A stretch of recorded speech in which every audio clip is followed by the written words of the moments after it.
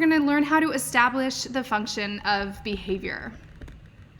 Last time we talked about positive behavior supports as an overview, and we talked a little bit about behavior and how to define it. So today we're getting into the heart of the matter, which is establishing the function of behavior, which is really a fancy way of talking about why. That's all that means. So what did we learn last session? We'll do a quick review just to refresh where we left off last time. So we talked about the fact that most behavior is learned. It's a result of the environment, whether that's the current situation, a person's learning history, a bit of their genetics or their physiology. But really, hopefully we understand now from our last session that we shouldn't be blaming the person or personalizing behavior and connecting it to the person. We want to look at what is going on in the environment that is maintaining this behavior for that person.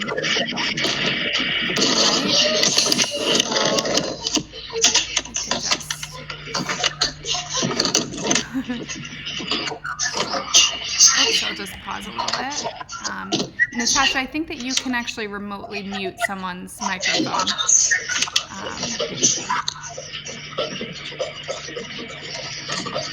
Thank you. Okay. So we understood from the last session that the environment is where we should be looking for the answer, instead of personalizing the behavior and saying, oh, that person is just bad, or they're just a naughty child, or anything like that. And we also talked about if we change the environment, so once we identify what aspects of the environment are supporting that behavior, that undesirable behavior, how do we change the environment to change behavior? Because that's the only way that we're really going to be effectively changing behavior. And we know that it does not happen immediately. It requires a bit of a commitment, and we ask that you practice this normally 70% of the time. In these unique circumstances, when we're all quite stressed and overwhelmed with, I can't imagine what many of you parents are going through with becoming suddenly a homeschool teacher and working from home, etc. The commitment required for you all at this point I would say 50% of the time. If you can practice some positive behavior supports, if you can identify some things in the environment that you can change, 50% of the time you'll see some behavior change. So remember, with positive behavior supports, our focus is on building relationships, building upon the existing relationships that we have with people, and putting in new foundations. We're going to be modeling desirable behaviors. Remember from last time, we said a lot of the time we used the word desirable instead of bad behavior or negative behavior, because behavior is neither good nor bad. It just is. It's just behavior. And we don't want to attach a qualitative judgment to it. So we're trying to be really objective. We call it desirable behavior because there are certain kind of norms that we can all agree are desirable behaviors and all agree on the undesirable behaviors. And in this positive behavior supports model, we'll be learning how to pay more attention to the desirable behaviors, less attention to the undesirable behaviors, and also connecting those desirable behaviors with good things that happen. So we ended last time talking about coercion, which I know many of you probably went away from this thinking, oh my goodness, how often do I engage in this behavior myself? We talked about what coercion is. It's that person-delivered punishment, often what we do by default. It's sort of that emotional responding that we just do. It's not a planned response. It's habitual. And we do it to just stop the undesirable behavior.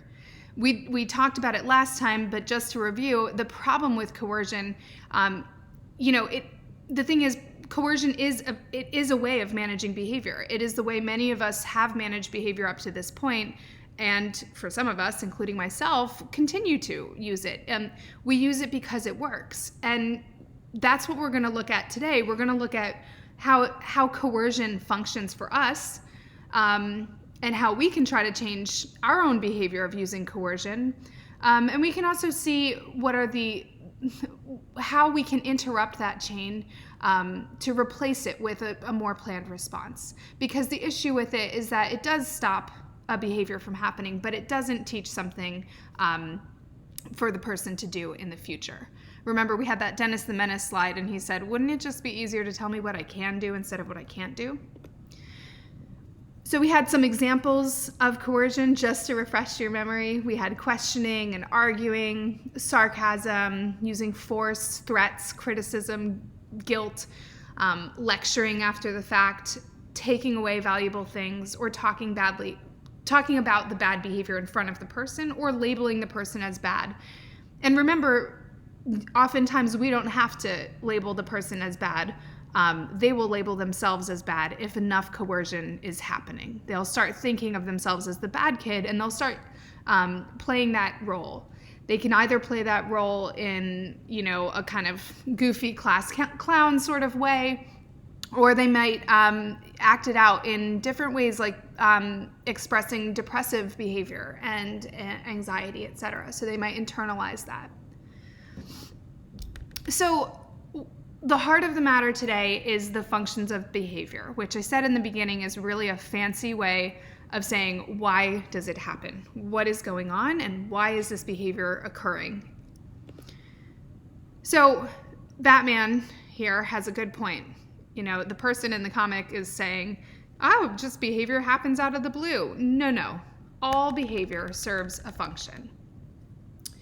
So the question, remember we said last time, we're not really interested in the what. We don't want the laundry list, though I did ask you all to provide a laundry list of your undesirable behaviors that you see at home.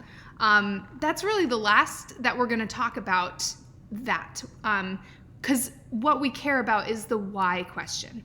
In general, people do things for two reasons: to get good things and to avoid bad things. That should say bad things. So I'll give you all a moment to pause and try to think about, and you can leave it in the comments section if you wish, or send me an email after. Try to think of any other reason besides getting good things or avoiding bad things as a reason that people do anything. I'll give you some time, but what I always think of, because this is where when I make this hypothesis in my head, and when I go through the why questions, I think whenever I question, maybe it's just some internal drive, maybe it's just the way the person is wired. Well, I ask, would that person be doing it in different circumstances? And the thing I always think about is that example of in New York City, I don't hold the door for people because I don't get a smile. Like if I'm walking into a building and I hold the door for somebody and I, stand there with my big smile on my face and the door open, and nobody smiles at me, I might do that for like 2 or 3 times when I first get there, but over the course of a week, that behavior quickly goes away. Whereas in the Cayman Islands, different community, different responses and reactions from people. When I hold the door, I'm much more likely to keep doing that because I get that good reaction. So we have 4 main functions of behavior. We have, and you'll sometimes see these phrased in different ways, but I like to line them up and think of them as the 4 A's. So attention, access, avoidance or escape, and automatic. These are our 4 categories of functions. There's been a large amount of research into behavior, where it comes from, the cognitive behavior models, social psychology. There's been a huge body of research that's looked at behavior. And it was around the 1950s that people started focusing the field of psychology on behavior because it's the thing that we can observe, and instead of the mental processes that Freudian psychology was interested in before that. So out of that research, we've found that there's these 4 functions. And the top 3, these ones, attention, access, and avoidance, they're what we call socially mediated. meaning it needs another person or it involves another person. I'll get into it a little deeper. So, well, this is quite deep. So attention, and you'll notice here they're labeled differently. We've got attention, tangible, automatic, escape. Like I said, you'll see different variations of the same thing. I line them up in the 4 A's because it's easier to remember, but really write these down however you wish, and remember them however is easiest. We have attention, which is getting attention from other people. Whether or not, remember we talked about last time, whether or not that's positive attention or, the desirable attention, like, oh, you did a great job. Or if it's the negative attention, that could be getting told off or, even just that facial expression of crushing disapproval that a parent can give. That all falls under attention. So some children are motivated to gain attention, whether or not it's positive or negative. They don't really discriminate. And this is a function of behavior in that it is something children or people do things to gain attention. The next function, we have tangible. In my previous slide, it was called access to tangibles. You can add on, you don't have to call it tangibles. Tangible means like an object or an item, but you can also say activities, preferred items or preferred activities, access. It's just give me access, iPads, stuff like that. So under the tangible function, we look at how behaviors are motivated by the desire to get things, to get the cookies or to go to the beach or to not leave the beach. Or preferred activities. So in this example, this is where children will adjust their behavior if they know that they're going to get access to things. So a lot of the time we use tangibles as reinforcement or rewards. I'm going to skip automatic for a second and just jump over to escape because I want to talk about those socially mediated ones first. So then the escape function are the behaviors that are learned because they're effective in getting out of something or avoiding something. Last week we talked about, when mom says, Johnny, it's time for a bath, and then Johnny runs away. And we talked about how that's functioning for him. It's giving him some time. It's giving him some escape or some avoidance from the undesirable thing, the bath. So those are that's attention, access to tangible, avoidance/escape. So in the end, we don't know if Johnny had to take the bath or not, but he did definitely get to avoid it by running away. And then finally, automatic. So in the automatic function, these are the ones that just feel good. So your tagline for automatic behaviors are, it just feels good. That's stuff that does not require a person. So that's not a socially mediated behavior. So you automatically get that reinforcement from engaging in the behavior. So these are things we all do. If you tap your feet when you tap your pen when you're at your desk, or you with some children, you'll see them kind of wiggling and squirming in their chair. They're not doing that to get attention or get access to things or to escape anything. They're doing it oftentimes for that automatic sensation that it gives you. It just feels good. All right, so these are our 4 functions. If anyone has questions about the 4 functions, please feel free to email me. I've got tons of resources on the functions of behavior. So now I want us to think in terms of ABCs and ABCs only. This was the example from last week, and actually I'm going to jump away from the screen in a second, and we're going to go to the worksheet that I compiled from the homework responses that everyone sent me, which was really awesome. Thank you for that. So what we're going to do is we're going to look at what happens before. What was the trigger or the antecedent? Antecedent's just a fancy way of saying trigger or a thing that happened before. We're going to look at the behavior. Try and think of what that behavior is saying if you had to replace it with words. So remember, when he runs away, he's saying, I'm not ready. right? You can attach a kind of guess to what he's saying with that behavior. And then you can look at what happens after. This is where we determine the function. We determine the function by looking at how it worked for the child. So in this example of Johnny running away, what is our analysis? What is the function that we think? Well, it looks like it's either escape or escape avoidance. Same category, escape avoidance. And in the second one, remember, he's doing the same thing in that it looks pretty similar. He runs away, but then we've got all this other stuff. He's crying, screaming, throwing things.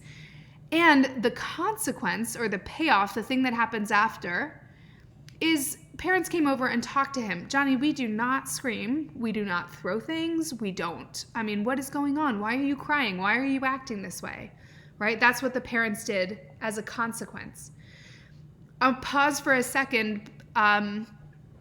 When I say that word consequence, another funny thing that we as behavior analysts ask you to do is reframe how you think of that word consequence.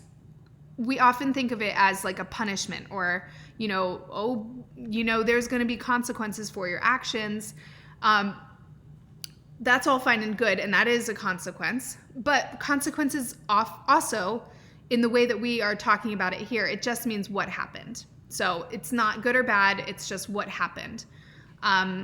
So for example, the consequence of me flicking the light switch is just that the lights go on or off, right? That's just the consequence of that behavior. It's not good or bad, it's just what happened. So my analysis here, where Johnny's parents come over and talk to him about the behavior, I'm gonna put an attention function there because that's what happened. He got attention for it. I'm not making a value judgment on it. I'm not saying anything one way or the other. I'm just saying that is what happened. Consequence was that he received attention for that behavior. So from these two examples, I'm not able to establish a pattern. I don't really know. I've got 2 data points here, but I have to look at a pattern over time. So I'm going to watch for this. Every time I asked him for a bath, I'm going to look at what happens and how that behavior changes in terms of what it looks like over time. Because once I do, if I get a couple of points that say escape over and over and over again and attention over and over again, I'm going to say, okay, both of these things are motivating this behavior. Okay, so we're going to jump into our worksheet, which I gave to you. I sent in an email. And in the worksheet, we're going to go through some of the things that actually people had sent to us. So what I want you to do is look at these behaviors and these descriptions. We'll go through a couple ones because these are real life ones from our group here. So the first example sent was that the 3-year-old does not want to do something as soon as he sees someone else do it better than him. He does not want to ride his bicycle if his buddy rides faster than him, and he doesn't want to swim as soon as he realizes he's not doing it as well as the rest. So the behavior here, I broke it down, and I'm going to ask you all to always break it down into this format, A, B, C. So the behavior here is that he stops doing the thing, whether that's swimming or riding his bike, what have you. The only thing I know from this description is the antecedent, which is that he sees someone doing it better than him. So now our task is going to be, what is the payoff? How does that work for him?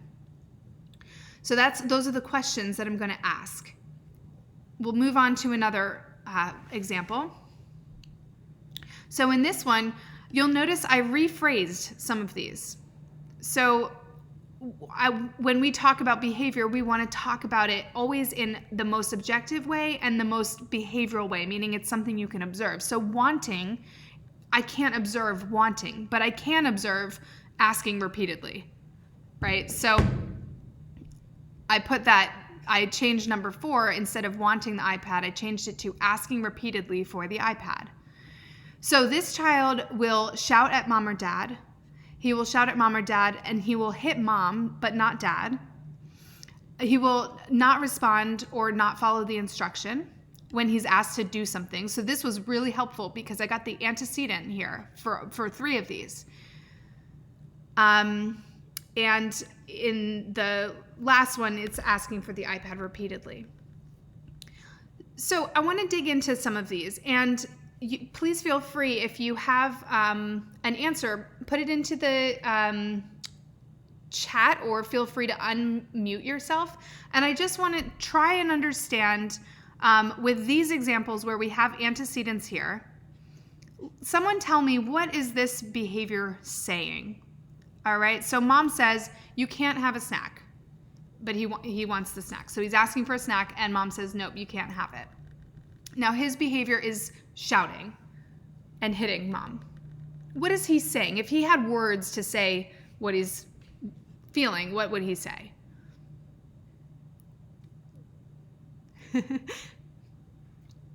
I'll give some suggestions. Maybe he's saying, I want it so bad, right? Or we have some answers in the chat, Anush. Go for it. You want to shout them out, Natasha? Sure. Sorry. I want the snack, or yes. access to tangible. Perfect. I want the snack. Right? So instead of saying this, which is what we want him to say, he's doing this. Okay. Perfect. And I heard a consequence there, but I'm going to skip that. We're just going to translate this behavior for a second. What about this one? Okay, mom says, can you please wash your face or brush your teeth? And he ignores mom and doesn't follow the instruction. What is this child saying?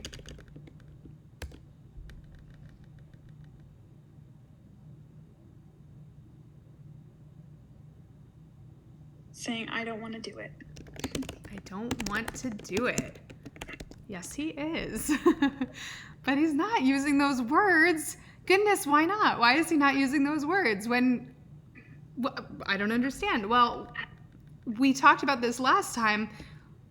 Do you think that this would be effective if mom says, okay, it's time to brush your teeth, and he says, I don't want to? Is mom just gonna be like, yeah, okay, no problem, buddy. You don't want to brush your teeth? That is no worries at all. Don't brush them. Just no issues. I'll pay for your dental bills for the rest of your life. No problem. No, mom's not gonna say that. So he's doing this because it's way more easy to engage in, and he knows that this is not going to work, right? So that's a pretty good one. That's very clearly what he's saying. What about this one? So I guessed on this one. I didn't have an iPad. I didn't have a antecedent here, but I guessed because the behavior that was reported was that he asks for the iPad repeatedly. So I'm guessing he sees the iPad, or he has downtime, or he's told he can't have it. Those are any type possibilities, right? And then he asks for it repeatedly. I mean, he's telling us here by asking for it, I want the iPad. Okay, so let's put some functions onto these 3 behaviors. Okay, so in this one, he can't have something that he wants. He wants a snack, and he's shouting instead of using appropriate behavior. What do you all think this might be motivated by? What do you think what might be the function?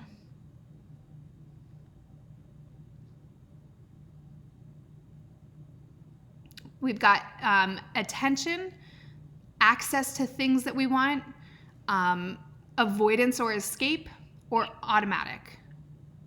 We have a few answers here. Okay. Access to tangible, or hunger, or boredom. Okay, awesome. So I'm going to insert a column. So we've got a hypothesis here. So somebody said access, somebody said hunger, somebody said boredom. Yeah, and we have more tangible too. Okay. Times many. Okay. Mm-hmm. All right, great. So for those of you who said hunger and boredom, you're right. I mean, that is not incorrect.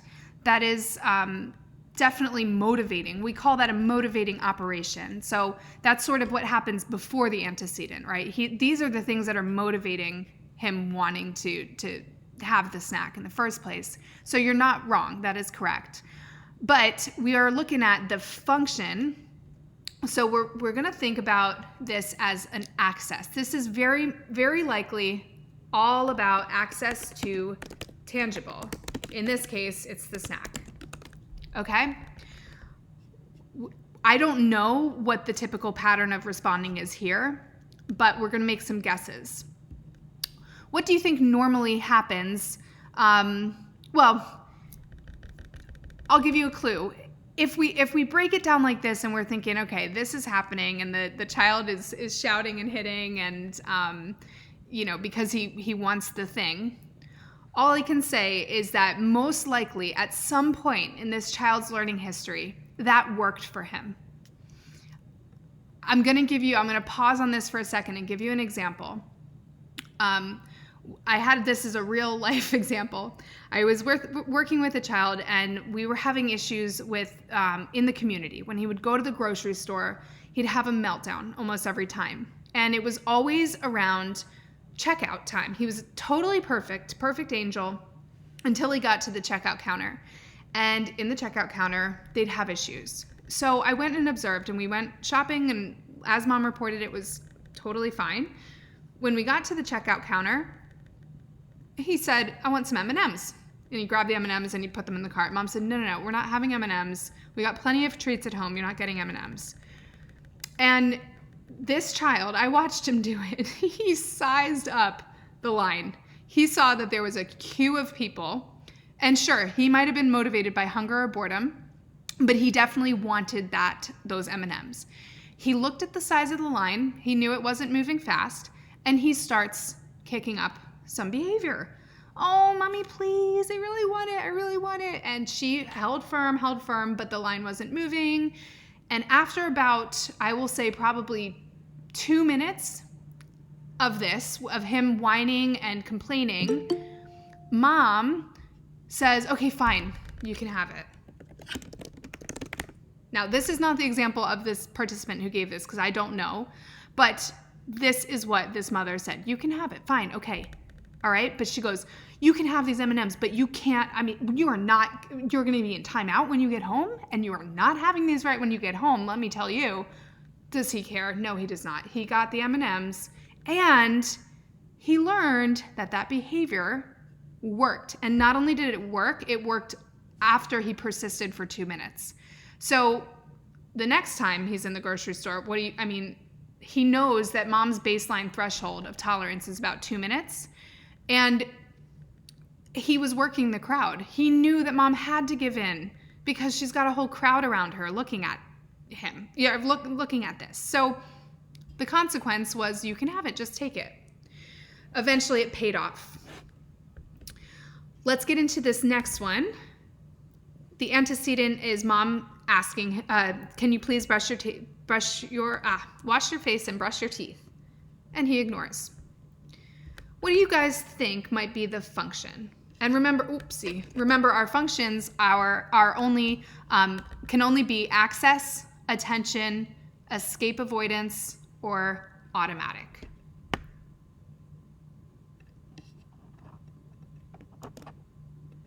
So what do you guys think might be the function of this behavior, not responding?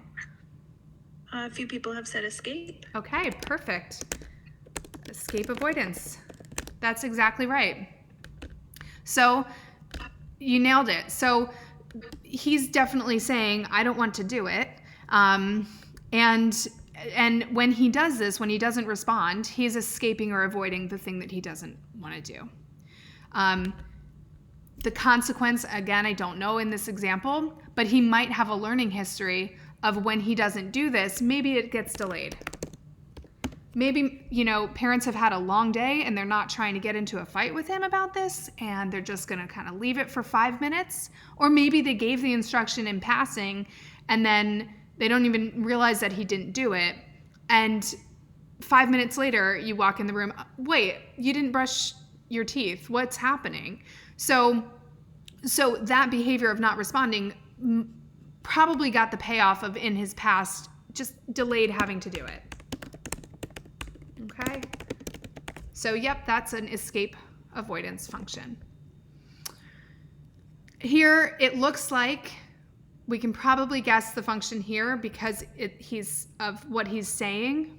It is most likely an access to tangible. All right. I will give one other, I'm going to try and find one other one with an attention function, and then we'll move back to the slides. So this one could be shouting at mom or dad. Again, if we don't have the antecedent, we don't know. Actually, I'll skip that.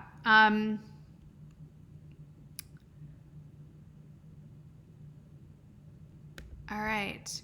This one here, this is a 12-year-old boy. He displays what we call verbal behaviors. So he says things. There's if anyone here has a teenager, you'll see a lot of this behavior, talking back or bragging, or I highlighted anger because anger is not something we can observe. We want to describe it. Does this look like shouting, hitting? What does anger look like? Because it looks different for everybody. So here we go. So here's one where he'll message his friends, "Why don't you like me?" Or he'll say things like, "I'm ugly." I hypothesize that the function here is attention, because he's asking friends for that. So regardless of what they say, giving responses that he's hoping will elicit some kind of reaction from somebody else is most likely an attention function. So I hope that makes sense. I'm going to jump back into the slides and we'll see how we go. So you guys, you can do this at home, and I really, really hope that you will. You can quite easily do this on any piece of paper, write A, B, C at the top, and then a question mark as the fourth column. And in it, I want you to look, primarily just first jot down the behavior. What did you see? But then look, what happened right before that? Did you place a demand or an instruction on the child? Did the child see something they wanted? Or were they bored? Were they just kind of not engaged in a lot of activity? Or were they in pain? That's an automatic function is related to pain. So, I take Advil when I have a headache just to alleviate the pain. Again, that's not socially mediated function. It's just automatic. So when I'm describing the B column, what happened, I don't want to use things like was frustrated. I want to describe what it looked like. The child stomped his feet, walked away. And get into it. There are some clues when you look at the behavior objectively. You're going to see certain things. Did they look at you? If they're looking at you when they do the behavior, I'll bet you there's an attention function involved, right? If they look to see your reaction, did they laugh? Or were they crying real tears? There's sometimes a difference between, particularly in young kiddos, my 2, 3, 4-year-olds, I really always ask myself, are these real tears? Because if they're real tears, we might be having a meltdown and not a tantrum. A meltdown is when we've kind of lost control of all capacities and you go into meltdown. And whereas a tantrum serves a function. A tantrum is trying to achieve something. It's a little bit different. So when there's real tears involved, I'm looking at a meltdown, not a tantrum. If anybody's had, I'm sure even as adults, we can identify the meltdowns that we've had where there's no result that you want from it. You can think about that, those moments where you've gotten home from work and you just cry in your car or something like that. Not saying I've ever done it, but might have done it, right? Those are the meltdown experiences. There's nothing that you're hoping to achieve from it. Perhaps you could say automatic function because it just feels good, right? And then what happened in response to the behavior? So on your C column, remember that C stands for consequence, but it's really just a look at what happened. And think about that. Did the thing that the child do stop what was currently going on?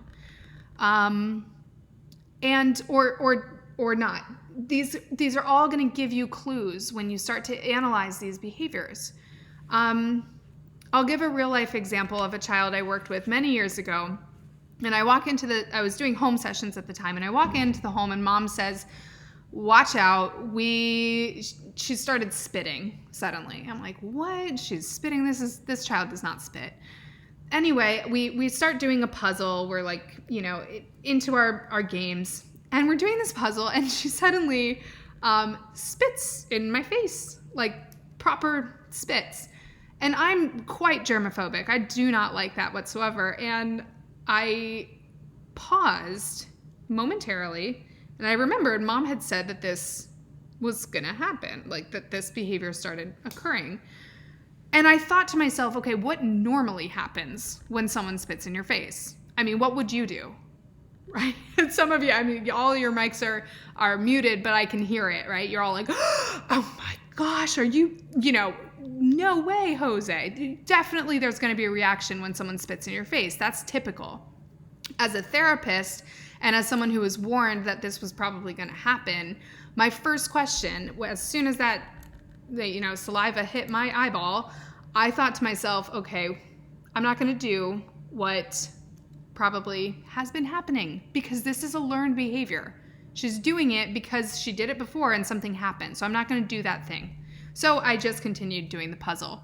The environment did not change as a result of the behavior. And guess what? She never, ever did it again. It was awful and disgusting. And we sat there and continued doing the puzzle.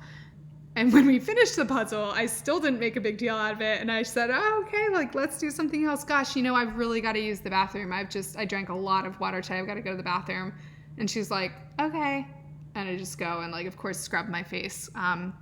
But yes, we want to look, did the environment change? If I had paused or made a reaction, or my face had changed or something, that would be noted down in the C column. Made a reaction, gasped, or what have you. So as you're doing this, remember, please be easy on yourselves, and remember that you have your own ABCs as well.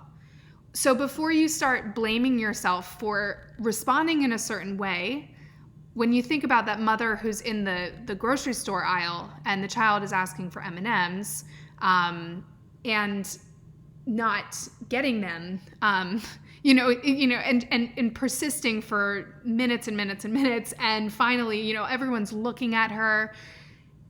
Her behavior in giving those M&Ms to her child, I forgive it. I don't know about you, but that's just not something that we have to look at those behaviors too. Your behavior as a caretaker, as a staff member, is under these same principles of ABCs. In that mother's situation, she's trying to avoid, upsetting everybody else in the grocery store queue. She's trying to, how many times has somebody rolled their eyes at you as a parent when you're out in the community, and cast judgment on your parenting style? That's not a desirable thing. So you as parents will act in ways to avoid getting those reactions from other parents. That's totally normal. So think about your ABCs as well. When you reflect, why did I do that thing? How did it function for you? Did it stop the unwanted behavior? Did it delay you having to have a fight? So when Johnny runs away and makes a whole scene when it's time for the bath, and you continue, sitting and watching TV, that's probably because that is something desirable. That is a good thing. And you want to avoid the bad thing of getting into a fight or an argument with your child, or a wrestling match, all of that stuff. So our behavior is a response to the stimulus, or to the behavior of your child. And the child acts in response to us. So it's this kind of messy old back and forth that when we have a plan, we can start cutting down that messiness. All right, so we've already gone through that. All right, so at this point, you all did really well with identifying those functions. What we're doing now is we're going to talk about this fundamental fact, which is that, and I know we hit on it the last time, but it's important to refresh today, because what matters is your immediate response following the behavior. That moment that spit hits my eyeball, how I react to that is going to determine if this is going to happen again or not. So my grocery store mother, who gave those M&Ms, but she gave that caveat of, but you are not having the iPad and you're certainly not eating these M&Ms ever, it actually doesn't matter. Those things that she said, those kind of delayed responses and consequences, they are not going to have an effect on future behavior or whether or not that behavior gets learned. What has an effect is what happens immediately. So this is the importance of pausing. The note that you can write to yourself is pause. It never hurts to take a deep breath when something happens. I'm just going to keep the examples flying today. We said earlier, we have to focus on the why instead of the what. There are some totally extreme behaviors that are completely unexpected that you'll see in time. And particularly when you start to implement new ways of responding to behavior, you're going to see behavior getting worse before it gets better, which we'll talk about a lot more in the next session. But I had a 4-year-old, typically developing 4-year-old, who actually urinated on the carpeted floor once. Now, I say once because he upped the ante every time when mom started sort of trying to pause or stop her immediate knee-jerk reaction to some of his behaviors. He started to up the ante and he started to make it more difficult for her to ignore or change her response. No matter what you do, remember this fundamental fact that how you respond in the moment is what's going to determine if that behavior worked or didn't. So what is the function? We already did this. We went through our group examples. I've given you that worksheet. So if any of those behaviors ring true to other people, please feel free to fill in your own antecedents and fill in your own consequences. And if you have questions, I want you to email me. And if you can't identify the function or hypothesize the function out of those 4 functions, email me and let me know so I can help you with that. So what we've got to do is we have to change the way that we serve the function. We're going to have to change our response, that immediate response, so that we don't serve the function, as I say. This is a soda machine. I don't know the last time I've seen a soda machine, but it looks amazing. This is a machine that is the absolute perfect behavior modifier. Okay, so how many of you have gone to a soda machine? You put in the money. That's your antecedent. The antecedent is there's a soda machine and you go to get a snack. Now, every time you go to the soda machine, you put in your money, you press a button, and what happens? The machine delivers. The consequence, the payoff of that behavior is that you get the snack. So one day you go to the soda machine and you do the same behavior that you've always done. But this time you press the button and it kind of like the little swirly thing swirls a little bit and then it stops and the thing does not drop. What happens to your behavior? I have seen it. I won't admit to personally doing this, but I have seen shaking, right? Smashing, wiggling, sticking your arm up the little slot where it's supposed to come out. All sorts of stuff. The person does. They do that. They shake it, they shake it, they shake it. Now, if that works and the soda machine, that dislodges the thing and it falls, great. you're likely to do that again the next time that you put your money in and it doesn't come out. However, one day you're going to go and you're going to put in your money and you press the button, you do the same behavior, and it just doesn't work. Nothing happens. You do your same kind of, you up the ante, you start shaking it, you start putting your arm up there, you might even curse at it, whatever you do, kick it, all that stuff. But no matter what you do, it doesn't come out, nothing happens. So you walk away extremely frustrated and $1 down. The next day, if you come back and the same thing happens and that soda machine does not deliver, the conclusion that you're going to make is, this thing is broken. I'm not coming back to this machine. I'm not going to waste another $1. This one is done. It's broken. It doesn't deliver. So you can see how the soda machine, as soon as it changed its response and it stuck with its response, it's broken. Your behavior as the person expecting something, because you used to, get that payoff every time you put in the money, your behavior changes and you walk away and you find a different soda machine. So I want you guys to think about becoming the soda machine. Notice that the behavior got worse before it gets better. The kicking, the shaking, the weird, trying to reach for it, all that stuff.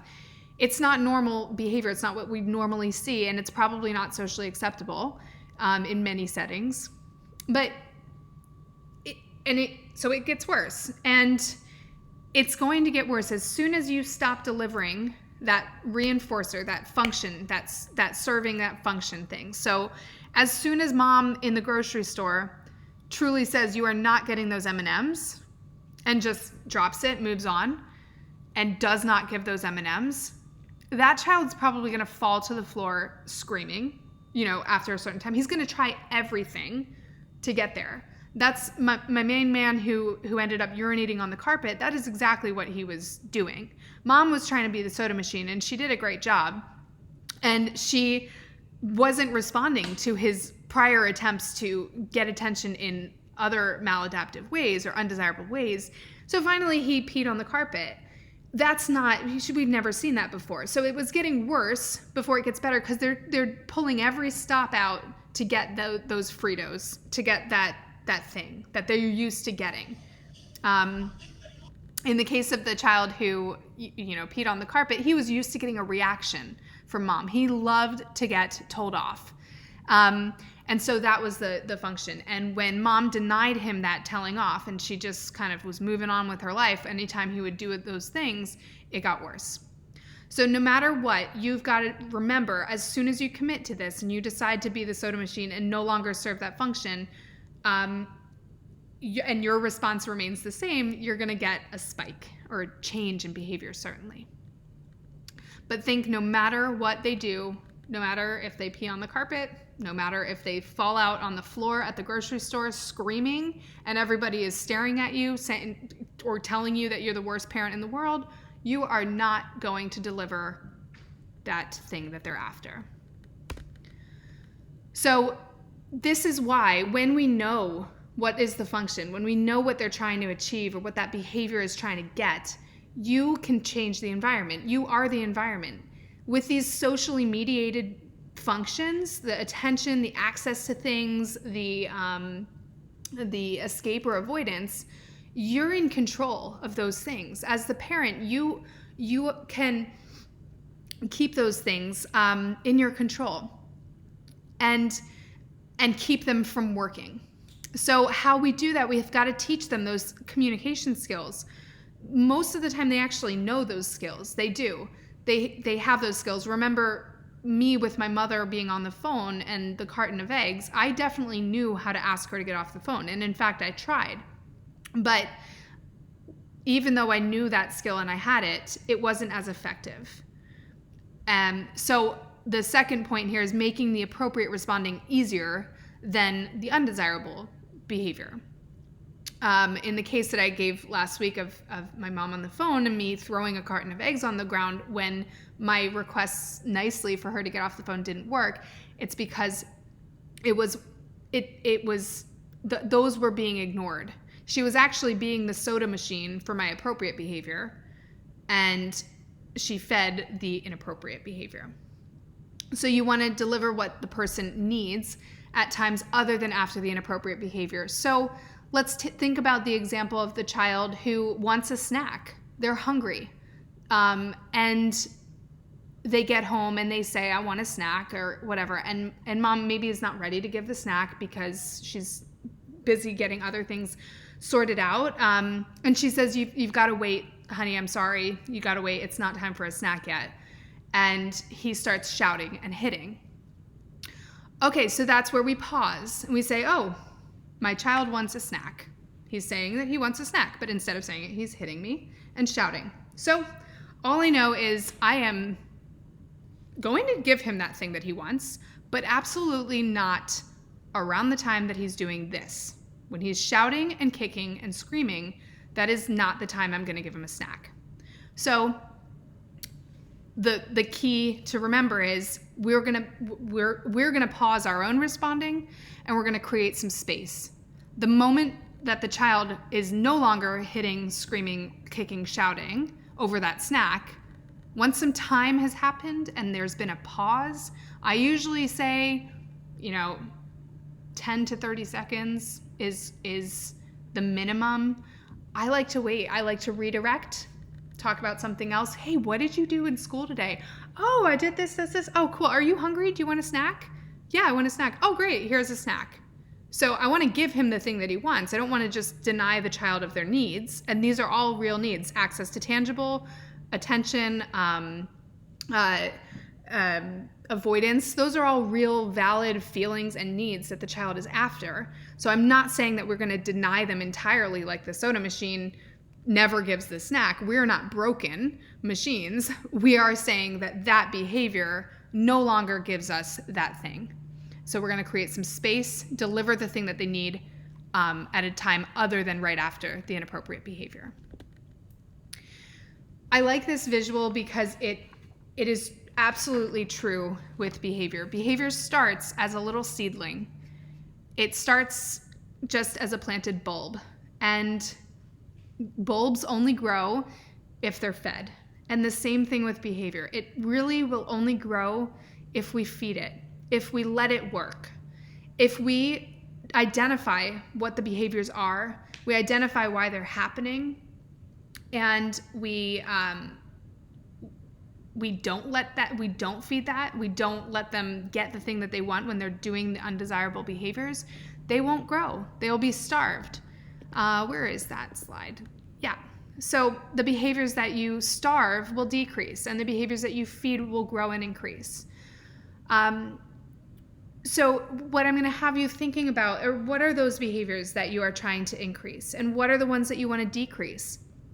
What are the kind of, and a lot of you sent these to me in an email, which was very helpful. You have a good grasp on what are the things that are not acceptable in your house, that you want to starve and that you want to decrease, and what are the things that you want to increase. I want you to think about, as you walk away from this presentation tonight, is what is your, I want you to think about what is the function.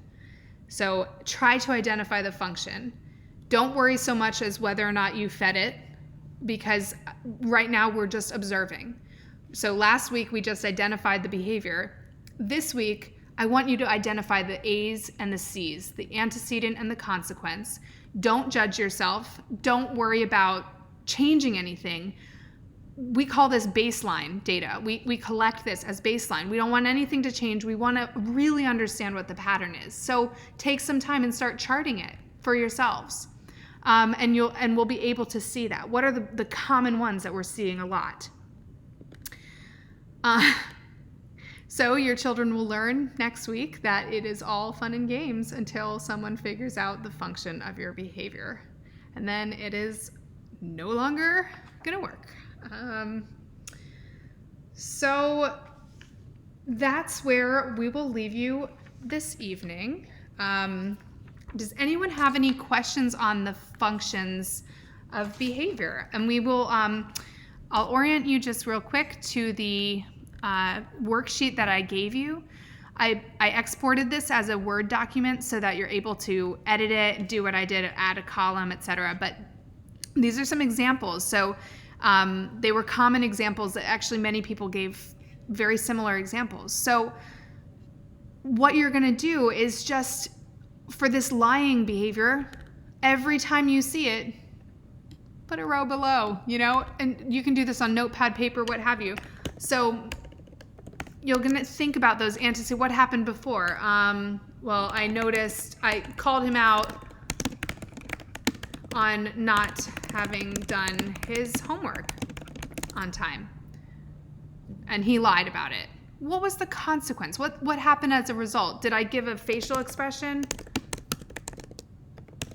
Did I take away privileges? Etc. Okay, so start charting this, and we're going to be able, hopefully you'll be able to see the pattern. If you're not able to see the pattern, please let me know and I can help you. But I would love to see your ABCs. If you send them in an email, copy and paste this little chart and start filling it out. And if you're confused about anything or not sure, give me a call or send me an email.